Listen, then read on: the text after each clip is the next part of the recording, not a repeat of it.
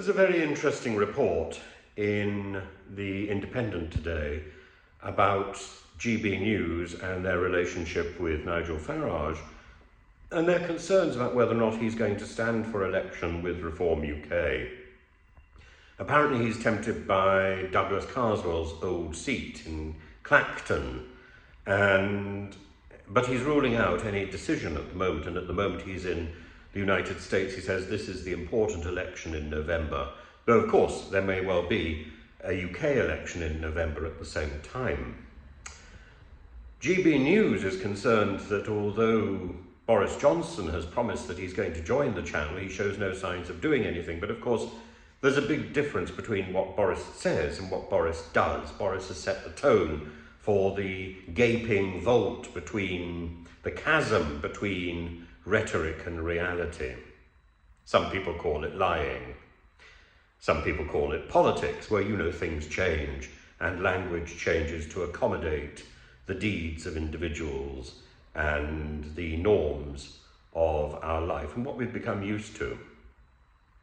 But GB News is saying, according to The Independent, that should Nigel Farage stand for Clacton, or should he get elected on the 8th attempt, then their channel would suffer disproportionately, because Nigel Farage, when he's away, the channel loses viewers significantly.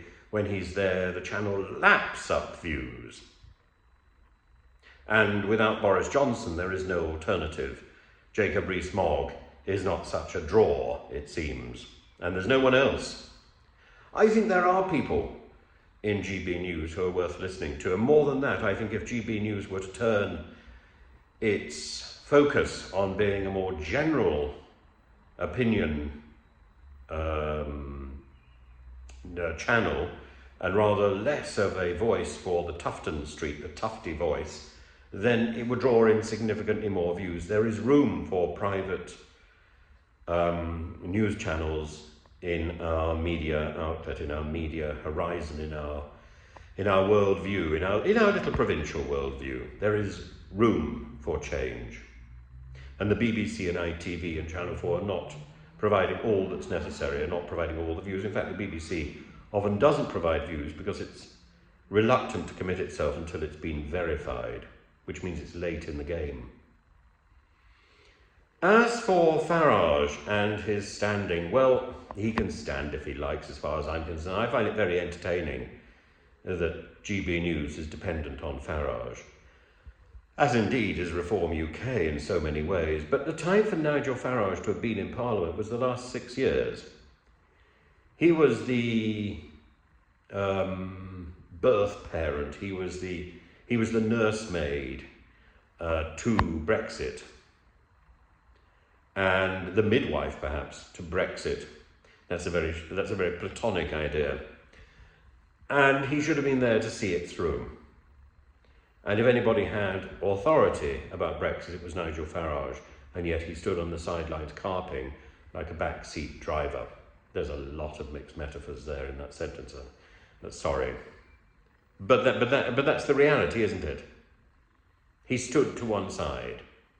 He sat in the corner and bickered and bickered and bickered and said he could do better, but showed no signs of actually doing any better. He talks the talk, but he doesn't walk the walk. It's too late now. Whatever he does is too late to have any effect. What we've got is a really bad Brexit. I would have preferred no Brexit at all. What we've got is the worst deal of all. And it is damaging our country. Having somebody saying, oh, you could do better, isn't going to help. It's better for him now to be quiet and to retire into TikTok, or retire into the United States. Who cares, really? It's better for him to be out of the way. And as for GB News, I must say I enjoy Nigel Farage on GB News. I think he's a very affable, very charming, charismatic person. Do I want him in Parliament now? No, he's had his time. His time is over.